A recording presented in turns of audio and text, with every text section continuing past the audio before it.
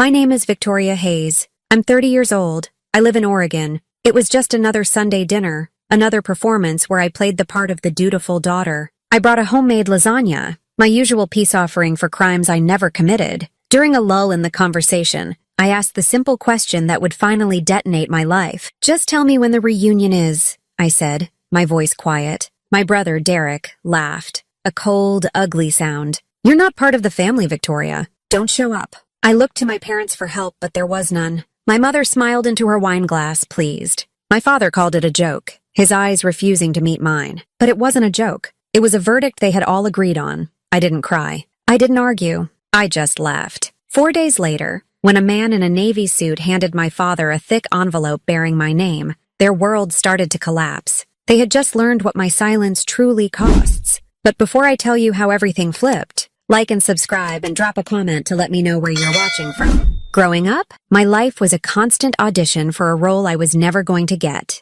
the daughter they loved. I always thought if I just tried a little harder, if I was a little quieter, a little more helpful, then one day they would see me. They would finally open the door and let me in. So I tried. I tried until it felt like my bones were made of effort. My parents weren't cruel in the way people imagine. There was no yelling, no hitting. There was just nothing. A polite distance. An emotional silence that was louder than any shouting could ever be. I was a guest in their home, one who had long overstayed her welcome. They gave me a room, they fed me, but they never gave me a space in their hearts. That space was already full. It was reserved entirely for my older brother, Derek. Derek was the sun in our family's solar system, and everyone else, especially me, was just a cold rock orbiting him. He could do no wrong. His flaws were charming quirks. His mistakes were learning experiences. My achievements, on the other hand, were inconveniences. I remember when I was 16, Derek, who was 19 at the time, took our dad's new sedan out without permission. He wrapped it around a telephone pole. When the police brought him home, smelling of cheap beer,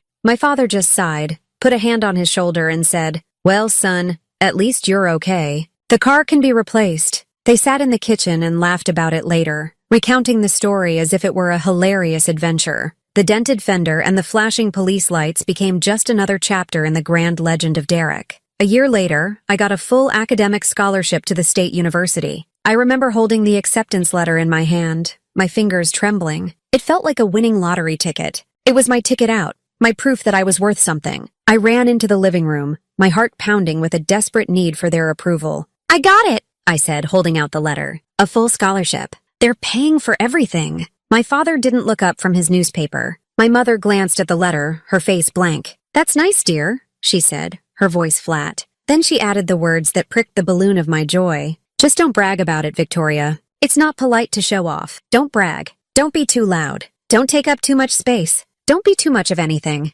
That was the message. My accomplishments were sources of shame, while Derek's failures were sources of family bonding. I learned to shrink myself down, to fold my successes into small, neat squares and tuck them away where no one could see them. This pattern didn't end when I grew up. It got worse. As soon as I got my first real job, I became the family's unofficial, unappreciated bank. It wasn't a sudden demand. It was a slow, creeping expectation that wove itself into the fabric of our relationship. It started with small things. "Victoria, the cable bill is a little high this month. Could you help out?" Or, "Derek needs a new set of tires for his car, and he's a bit short." I always said yes. I said yes because every transaction felt like a chance to earn a crumb of affection. Maybe this time, I thought, they'll say thank you and mean it. Maybe this time they'll see that I'm loyal, that I'm here for them. So I paid. I paid off their credit card debt. I covered my dad's property taxes one year when he forgot. I funneled money into Derek's endless series of failed business ideas, each one pitched with dazzling confidence and destined for quiet collapse.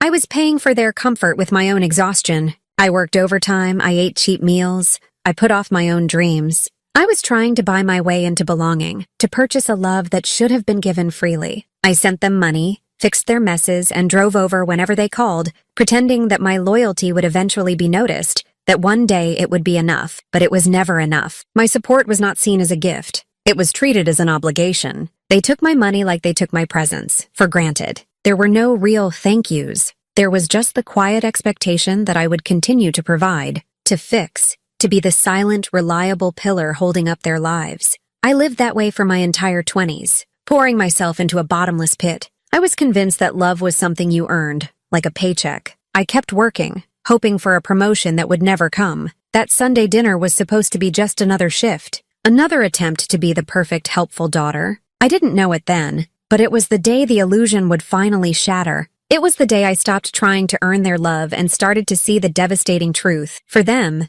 there was never any love to earn in the first place. It was a quiet Sunday in October, the kind where the air is crisp and the sky is a pale, washed-out blue. I drove to my parents' house with a homemade lasagna warming the passenger seat. Their house always smelled the same, a mixture of cinnamon-scented candles and a faint, sharp scent of lemon cleaner. It was a smell of control, of surfaces wiped clean and emotions hidden away. The house was immaculate, as always. The furniture was dark and heavy, polished to a high shine but rarely used. Family photos lined the mantelpiece, a gallery of smiling faces from which I always felt slightly detached, like I'd been photoshopped into the edge of the frame. It was a house, not a home. It was a stage set for a play about a happy family, and we all knew our lines. This dinner felt different, though. At least I wanted it to. It was my peace offering. The week before, Derek had called me in a panic. Another one of his brilliant business ideas. This time, some kind of artisanal coffee subscription box had gone under, and he was in debt to his supplier. He needed $2,000 and he needed it by Friday. I was tired. I had my own rent to pay, my own car that was making a funny noise.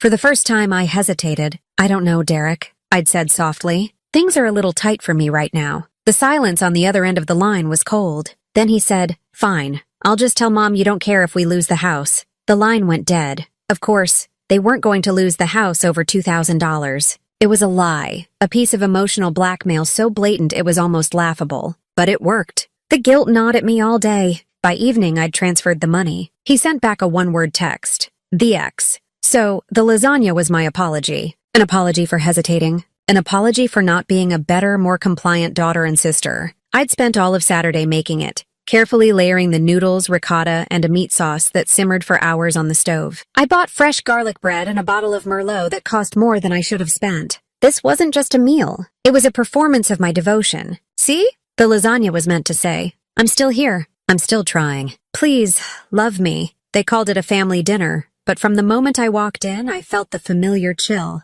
The term family was a circle they drew, and I was always standing just outside the line. My mother gave me a quick air kiss near my cheek. My father grunted a hello from his armchair. Derek was scrolling on his phone and didn't even look up. The laughter and conversation they'd been sharing died the moment I sat down at the dining table. The silence was heavy, awkward. I tried to fill it. I smiled, my face feeling stiff. I talked about my work, about a funny thing my neighbor's dog did. They offered polite one-word answers. My father cleared his throat. My mother rearranged her silverware. Finally, during a long, painful pause, I decided to ask. The annual family reunion was in a few weeks. It was a big affair, with cousins and aunts and uncles, usually held at a rented cabin by the lake. I was never part of the planning, but I was always expected to show up, bring a dish, and help clean up afterwards. "It looks like the weather will be nice for the reunion this year," I said, trying to sound casual. I took a sip of water. "Just tell me when it is so I can book the time off work." The room went completely still. It was a different kind of quiet now. It was sharp and intentional. My father stopped chewing and stared down at his plate. My mother picked up her wine glass, but she didn't. She just took a slow, deliberate sip of her wine, a small smile touching her lips. She was pleased. I looked at my father, my silent, passive father. I pleaded with my eyes for him to intervene, to be the parent. He finally looked up, a flicker of discomfort on his face. He cleared his throat and mumbled, "He's just joking, Victoria. Lighten up." But it wasn't a joke. And then the worst part happened. The laughter. It started with Derek, a low chuckle. Then my father joined in, a nervous, wheezing laugh. Even my mother let out a small tinkling sound. It was the kind of laughter that isn't about humor. It's about power. It's the laughter of a pack that has just cornered its prey. It was the sound of them agreeing with him. "You're not one of us." The lasagna I had so carefully made turned to ash in my mouth. My hands started to tremble. I slowly placed my fork down on my plate, the clink of metal on ceramic echoing in the sudden silence that followed their laughter. I carefully folded my napkin and placed it on the table. I stood up. My chair scraped against the hardwood floor. My mother's voice followed me as I walked toward the front door, my purse clutched in my hand. "Victoria, where are you going?" "Don't be so dramatic. It's just dinner." I stopped in the hallway but didn't turn around. I couldn't bear to see their faces. My voice was quiet, but it didn't shake. "No," I said. "It's the message." And I heard it. I walked out the door and didn't look back. I left my coat on the hook. I left the leftover lasagna on the counter. I left behind 30 years of trying to be good enough, and I drove away into the cold, dark night. The drive back to my apartment was a blur. My mind was eerily quiet. There were no tears, no storm of anger. There was just a profound, hollow silence inside me, a stillness that comes after a bomb has gone off. The shock had cauterized the wound before it could even bleed. When I got home, I walked into my tiny apartment and turned on a single lamp. The room felt safe, a shelter from the world that had just broken me. I took the Tupperware of leftover lasagna from my bag. I had packed a portion for my lunch the next day, and I ate it cold, standing over the kitchen sink. Each bite was tasteless, mechanical. I was just giving my body something to do while my soul tried to figure out how to stand up again. I sat on my couch and thought about how quiet the world gets when you finally stop begging to be heard. For years, my life had been a noisy plea for acceptance. Every phone call, every favor, every check I wrote was a shout into the void. See me, hear me, value me. Now the shouting was over. I had finally received their answer. The answer was no. The finality of it was both devastating and strangely liberating. There was nothing left to fight for. The war was over and I had lost. But in that loss, there was a strange peace. The burden of trying was gone. I expected my phone to ring. I expected a text from my mother, a half-hearted apology cloaked in blame. "You're too sensitive, Victoria. You know how your brother is." Or a call from my dad, telling me to just let it go for the sake of peace. But there was nothing. The silence from their end was a confirmation. They didn't see what they had done as a problem. They saw me as the problem. My reaction was the issue, not their cruelty. Their silence told me everything I needed to know. They didn't care that I was gone. They were relieved. For 4 days, I lived in that quiet bubble. I went to work. I came home. I read a book.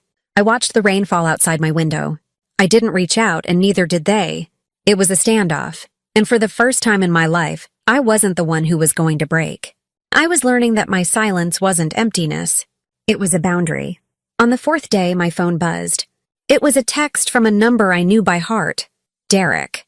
My stomach twisted, but I opened it. There was no greeting, no apology, no acknowledgement of the chasm that had opened between us. Just 6 words that laid the true nature of our relationship bare. "Hey, did your bank block the transfer?" I stared at the message. He wasn't texting about the dinner. He wasn't texting to see if I was okay.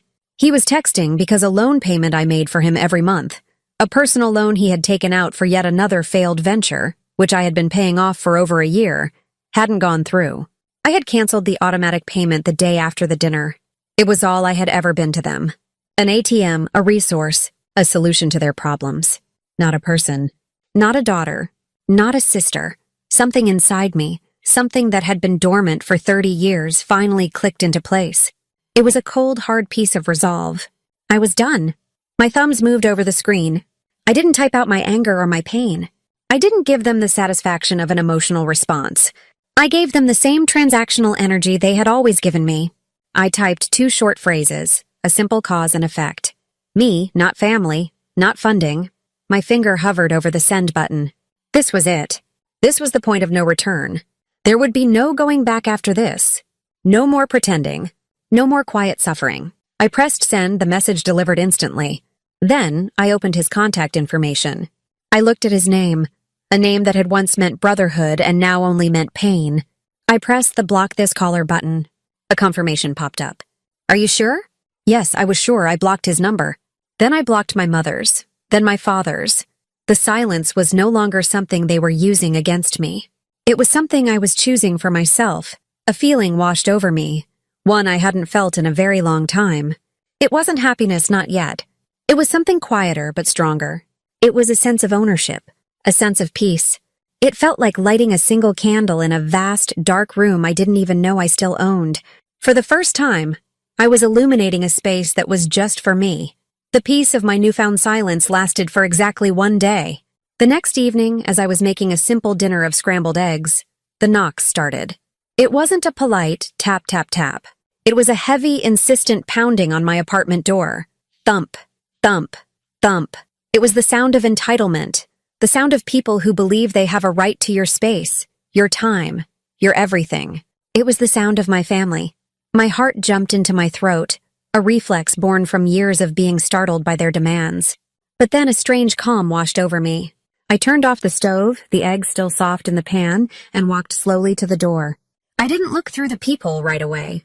I just stood there listening. Victoria! I know you're in there! Open this door! It was my father's voice, rough and angry. Not worried. Not apologetic. Just angry. How dare I not answer his summons? Thump! Thump! Thump! This time it was harder, shaking the door in its frame. Victoria, for God's sake, stop being so childish! That was Derek. His voice was laced with a whining frustration. The blocked payment must have caused a problem, and he was here to demand his solution. Me. I finally raised myself on my toes and looked through the peephole. The distorted fisheye lens showed me a scene of pure rage. My father stood red-faced, his shoulders squared like he was about to break the door down. Derek was pacing back and forth in the narrow hallway, running his hands through his hair. He looked like a caged animal. They weren't here to reconcile. They were here to collect. A year ago, I would have opened the door immediately.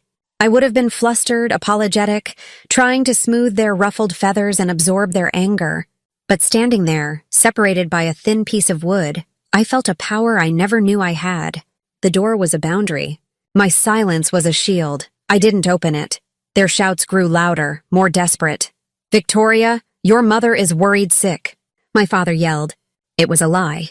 If my mother were worried, she would be here, or at the very least, she would have called. She wasn't worried about me. She was annoyed by the inconvenience my absence was causing. Seriously, Vic, what the hell is your problem? Just open the door so we can talk about this. Derek shouted, his voice echoing in the hall. Talk about this. Not about the dinner. Not about his cruel words or their laughter. This meant the money. It was always about the money. I backed away from the door and walked to my kitchen. I poured the hot water from the kettle into a mug with a tea bag. My hands were perfectly steady. I watched the water slowly turn a dark amber as I held the warm ceramic, the noise from the hallway becoming a distant, unimportant buzz. They were having a tantrum, like children who had been told no for the very first time. I was not going to reward it with my attention. They pounded, and the silence they left behind was real this time. It was a clean, empty space that I had created. It was mine. That night, before I went to bed, I opened a journal I hadn't written in for years. I picked up a pen and wrote down a single sentence. It was a promise to myself. They taught me to stay quiet. Now they'll learn what my silence costs. The silence that followed their departure from my doorstep was different. It wasn't the tense, fragile quiet of a ceasefire. It was the deep, solid quiet of a locked door. I was safe on my side, and they were locked out. For the first time, I felt like the one holding the key.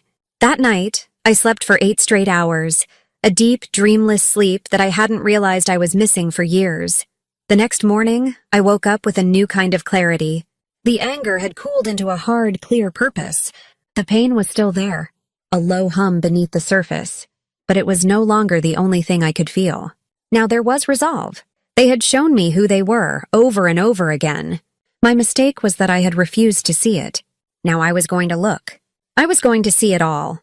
I made a pot of strong black coffee and pulled out the old, dusty storage boxes from the back of my closet. They were filled with years of my life, packed away in folded paper, bank statements, credit card bills, old checkbook registers. It was a paper trail of my own subjugation, a history of every time I had put their comfort before my own survival. I spread the documents across my small living room floor. Sitting cross-legged in the middle of the mess, I started to dig. I went back 5 years, then 7, then 10. At first it was a trickle. A $50 transfer here for gas money. $100 there for a birthday dinner for my mother that I paid for but was barely acknowledged at. But then the numbers got bigger. As Derek's ambitions grew and his responsibility shrank, my role as the family safety net became formalized. I found the statement showing the first payment for his car loan.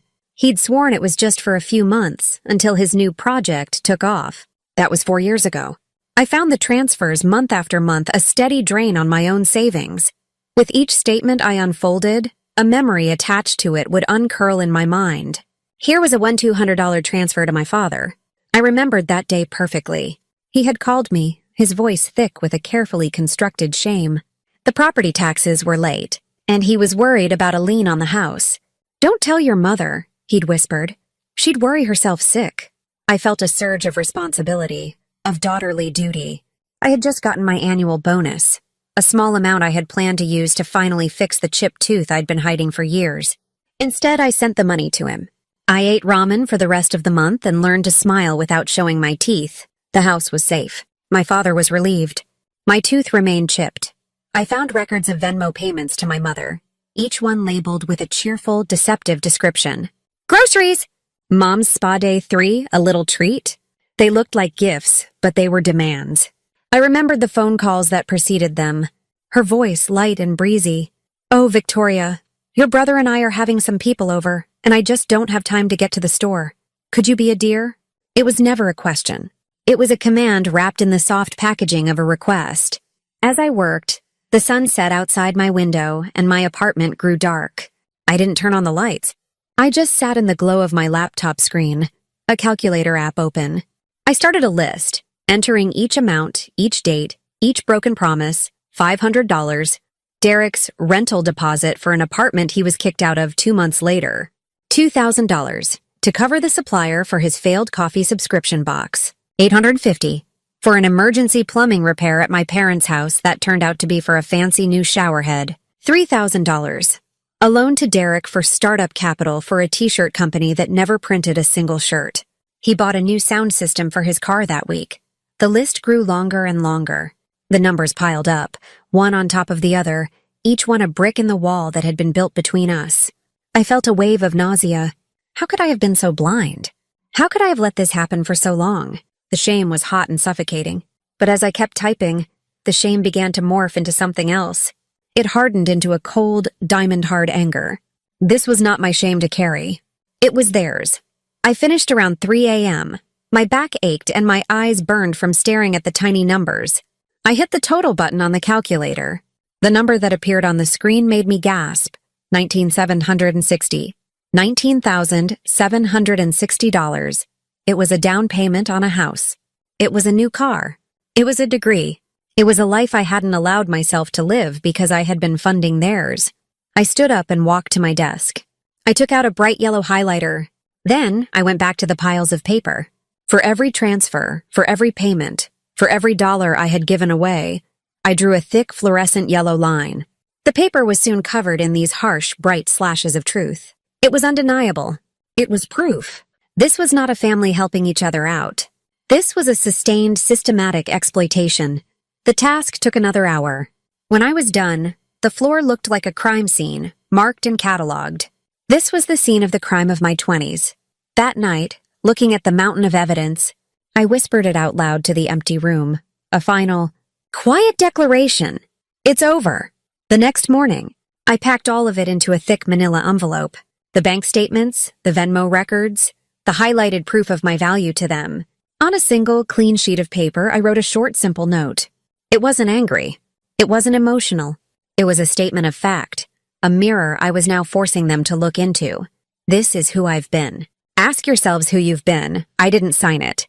They knew who it was from. I walked to the post office and paid for certified mail. I wanted to know the exact moment the truth landed in their hands. Then I walked back to my apartment, took out my phone, and held down the power button. The screen went black. I put it in a drawer and closed it. The silence was no longer a weapon they used against me. It was my sanctuary. I had mailed them the past, and now I was going to sit in the quiet of my present and wait for the future to begin. I spent the next 2 days in a self-imposed exile from the digital world. The silence in my apartment was a thick, comforting blanket. I read a novel I'd been meaning to start for months.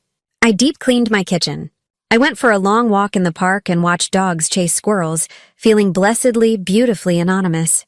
For 48 hours, I was just a woman living her life, untethered to the constant, low-grade anxiety of waiting for the next demand, the next passive-aggressive text, the next manufactured crisis. It was a strange and wonderful feeling. I was breathing my own air, but I knew it couldn't last. On the third day, I took a deep breath, retrieved my phone from the drawer, and turned it on. It came back to life with a violent shudder, vibrating nonstop for nearly a minute as a flood of notifications poured in. A barrage of missed calls, voicemails, and text messages. It was like watching a dam break. Their panic was a tidal wave, and it was crashing against the shores of my silence. I started with the voicemails. There were 5 from my mother. I pressed play on the first one. Her voice was thin and shaky, a poor imitation of concern. "Victoria, darling, I'm just calling to see if you're all right. We're all so worried about you. Please, just call me back. Let me know you're safe." It sounded like a line from a bad movie. I deleted it and played the next one. Left a few hours later. The false sweetness was gone, replaced by a sharp edge of irritation. "Victoria, this is getting ridiculous. Your father and I received a very confusing package from you. I don't understand what you think you're accomplishing with this little stunt. Call me immediately." The third and fourth messages were more of the same. Her voice growing more strained, the mask of the caring mother slipping to reveal the frustrated manipulator beneath. But the last one was different. It was cracked with a rehearsed theatrical sorrow. "Victoria," she began, her voice catching on a sob that's... The true spectacle, however, came in an email from Derek. The subject line was simply, "Repayment plan." I opened it, my curiosity overriding my revulsion. Attached was an Excel spreadsheet. I clicked it open. It was a meticulously organized document, a testament to the energy he was willing to put into managing his problems rather than solving them. He had taken the $19,760 total and broken it down into a 5-year repayment plan. He had color-coded columns for principal, interest, negotiable, and payment date. He had treated my decade of sacrifice as a business transaction he was now prepared to manage. There was no emotion, no remorse, just logistics. It was the most Derek thing I had ever seen. At the bottom of the email, below the spreadsheet attachment, he had written a short paragraph. "Vic, I've had some time to think and I understand you're upset. I've put this together to show you that I'm serious about making things right. We can work through this. Let's move past this. We're family, right?" I stared at that last line until the words blurred. "We're family, right?" It wasn't a question. It was a weapon. It was the final, desperate tug on the rope of obligation he had been using to keep me tethered to him his entire life. For a fleeting moment, a tiny, deeply conditioned part of me felt a flicker of the old guilt. "Maybe this is enough," it whispered. "He's trying. Maybe I should just accept it and move on." But then my phone rang. It was an unknown number with a local area code. I almost ignored it, but something made me answer. "Hello? May I speak with Victoria Hayes?" A man's voice asked. It was professional, calm. "This is she." "Ms. Hayes, my name is David Chen. I'm calling from West Coast Lending. I'm just calling to confirm some details regarding a recent business loan application submitted by Mr. Derek Hayes." My stomach dropped. "Okay," I said slowly, a sense of dread creeping up my spine. "We're just doing our final due diligence," he said, his voice polite and routine. "We're confirming your co-signature on a $15,000 loan for DH Innovations, LLC. The air left my lungs. $15,000. I had never heard of DH Innovations. I had never heard of this loan. And I certainly hadn't co-signed anything. "I'm sorry," I said, my voice barely a whisper. "There must be some mistake. I never signed anything." There was a pause on the other end of the line. I could hear the faint click of a keyboard. "Well, that's odd," Mr. Chen said, his professional tone now tinged with caution.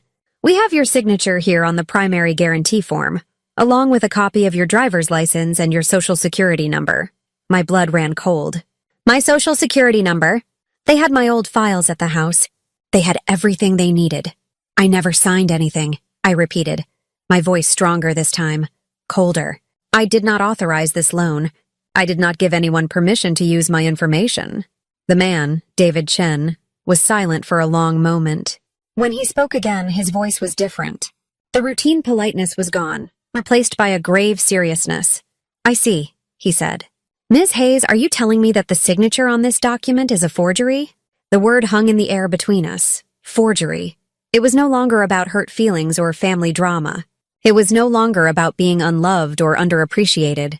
This was a crime. A deliberate, calculated criminal act against me by my own family.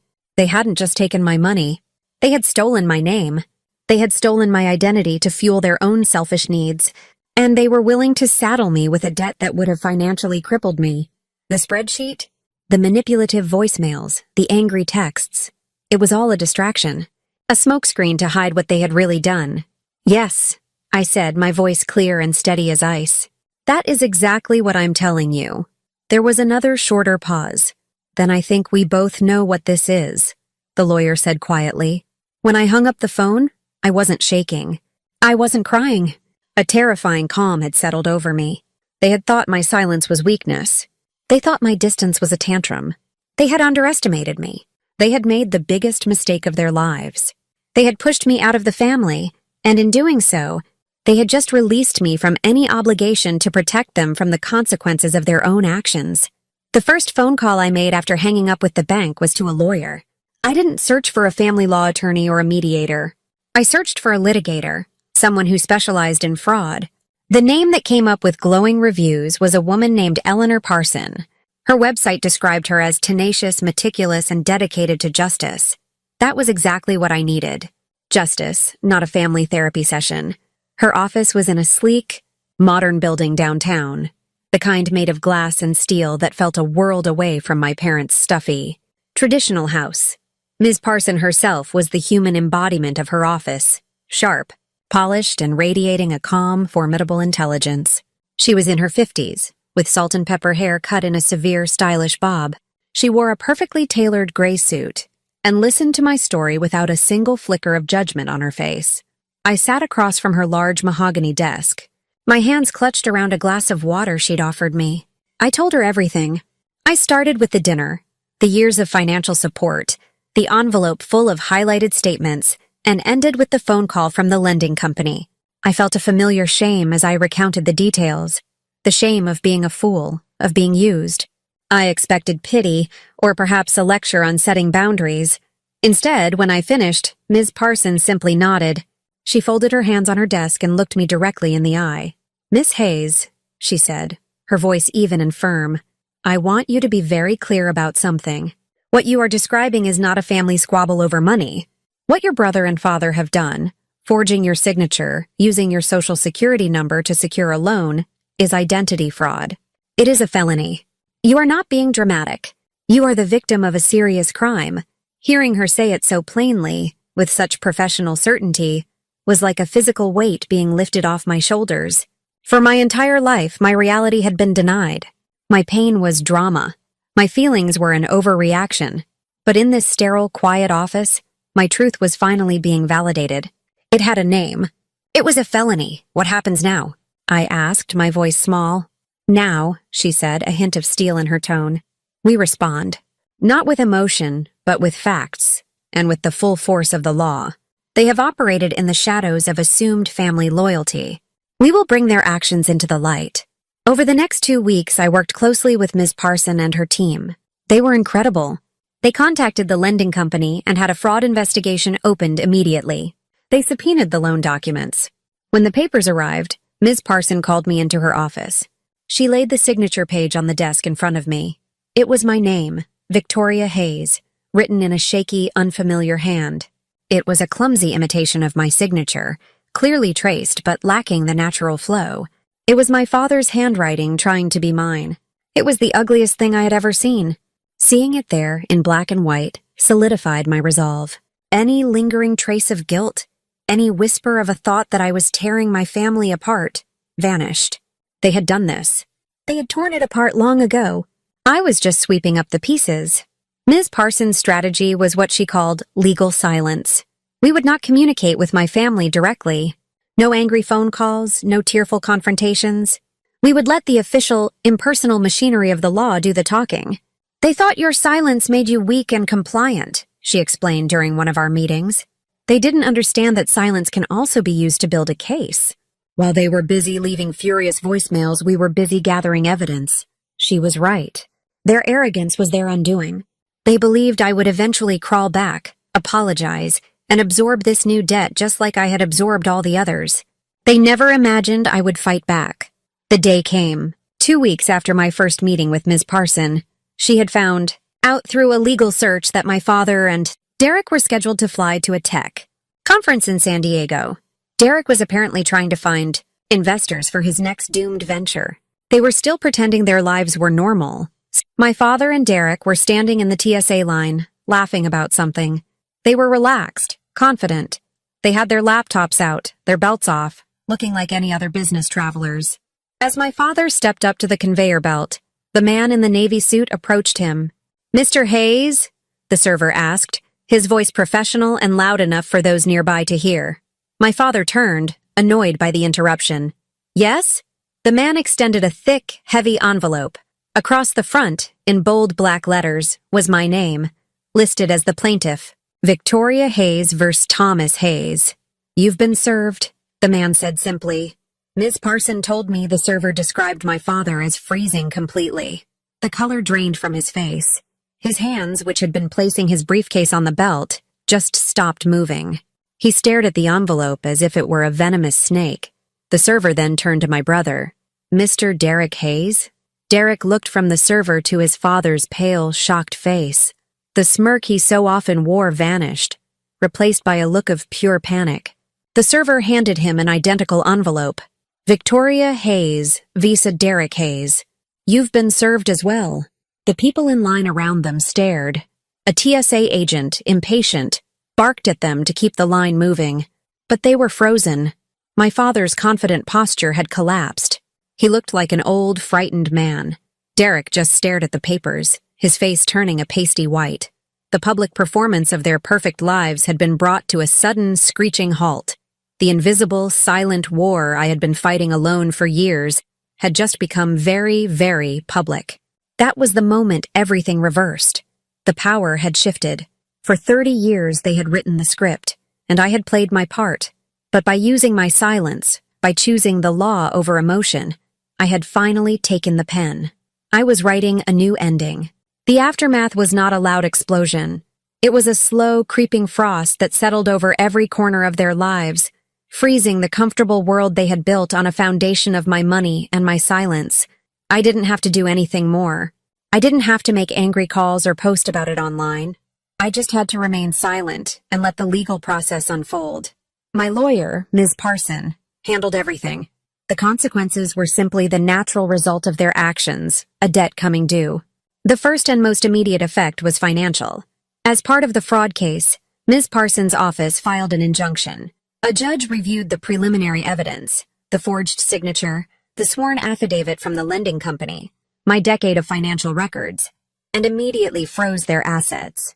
It was a temporary measure pending the full investigation, but it was devastatingly effective. Their business accounts were locked. My father's personal savings were inaccessible. Derek's already precarious company, which existed more on credit, and my funds than on actual revenue flatlined overnight. The illusion of their upper-middle-class comfort was shattered. They had the big house and the nice cars, but without a constant flow of cash, much of it mine. The entire structure was a house of cards. I learned about most of this through small, second-hand channels. A distant aunt, who had always been kind to me, called one afternoon. Her voice was hesitant. "Victoria, honey, is everything okay? Your mother isn't answering her phone, and a neighbor said there was a man in a suit taping some kind of notice to their front door." I told her I was fine, but that I couldn't talk about it. It was a legal matter now. That was all I needed to say. The word legal was enough to stop the questions. The forged loan was, of course, immediately voided. The lending company, now aware they were dealing with a criminal matter, pursued my father and brother aggressively. But the real damage was to my father's reputation and his credit. He had co-signed the forgery, using his own financial standing as collateral. When the fraud was exposed, his credit score, the source of his silent, patriarchal pride, tanked. He was suddenly a liability. The man who saw himself as the solid, dependable head of the family was now, on paper, a financial risk. Derek's company didn't just fail, it imploded. Without access to funds and with an active fraud investigation tied to his name, any potential investors he had been courting in San Diego vanished. His company was a ghost within a month. I imagined him in his room, surrounded by useless inventory and broken dreams, finally face to face with a problem that money, my money, couldn't fix. The social fallout was just as severe. My mother had always been obsessed with appearances. Theirs was the perfect family. The successful husband, the brilliant son, I was the quiet daughter who didn't quite fit the narrative, but she did her best to smooth over that part. Their lives were a performance for the benefit of their friends and neighbors. Now the stage lights had been shut off. The same aunt who had called me mentioned that my mother had stopped going to her weekly book club. She didn't answer the door when neighbors came by with casseroles, feigning concern but really seeking gossip. The curtains in their perfect house were kept drawn all day. The shame of being publicly exposed was a prison of her own making, and she had locked herself inside it. During this time, I didn't gloat. I felt no satisfaction in their ruin. To my own surprise, I mostly felt nothing. A quiet, detached emptiness. Their world was collapsing, but it wasn't my world anymore. I was an observer, watching a movie about people I used to know. My life, in contrast, had become incredibly simple and peaceful. I went to work. I paid my bills on time. I started a small container garden on my balcony. I adopted a cat from the local shelter. A quiet, timid creature who had also been abandoned. We understood each other. There was one moment, late one night, when a pang of guilt tried to surface. I was looking at old family photos, pictures from a time when I still believed in the fantasy. In the photos, we were all smiling. I saw myself as a little girl, holding my father's hand. A voice whispered in my head, "Did you have to go this far? Did you have to destroy them?" But then I remembered. I remembered the coldness in the room at that last dinner. I remembered my mother's smile as she sipped her wine. I remembered Derek's smirk. And I remembered the sight of my name forged on a legal document. The guilt vanished, replaced by the cold, hard clarity of truth. I didn't destroy them. They destroyed themselves with their greed and their cruelty. I just stopped letting them destroy me in the process. Revenge isn't always a fiery, passionate act. It's not about screaming and shouting and causing a scene. I had learned that from them. Their greatest weapon against me had always been silence, a cold and deliberate withdrawal of love, so I gave them back the gift they had given me. My revenge wasn't fire. It was frost, a quiet, creeping cold that froze their assets, their reputations, and their comfortable lies. And my silence, the silence they had demanded of me my entire life, was the coldest, most absolute truth they would ever have to face. A year passed. A year of quiet, steady healing. The legal case settled out of court. They signed a confession of judgment, admitting to the fraud. They were forced to sell assets to pay back the lenders and a settlement to me, a sum I immediately put into a retirement account, a final, ironic act of me funding my own future instead of their present. I had no contact with them throughout the entire process. All communication went through our lawyers. They had become, in the end, just names on a document. My life began to blossom in the space they used to occupy. I got a promotion at work. I started taking a pottery class on weekends, finding joy in creating something with my own hands. My apartment, once just a place to sleep, became a home filled with plants, books, and the quiet comfort of my cat, whom I named Ash. I was no longer living a life in reaction to them. I was living a life of my own design. Then, one afternoon, an envelope arrived in my mailbox. It was a thick, cream-colored cardstock, and I recognized the elegant, looping handwriting immediately. It was my mother's. My heart gave a single, hard thump against my ribs, a ghost of the old anxiety, but it passed quickly. I was no longer that frightened girl. I opened it. It was an invitation to the annual Hayes family reunion. Same location by the lake, same date, same handwriting. It was as if the last year had never happened.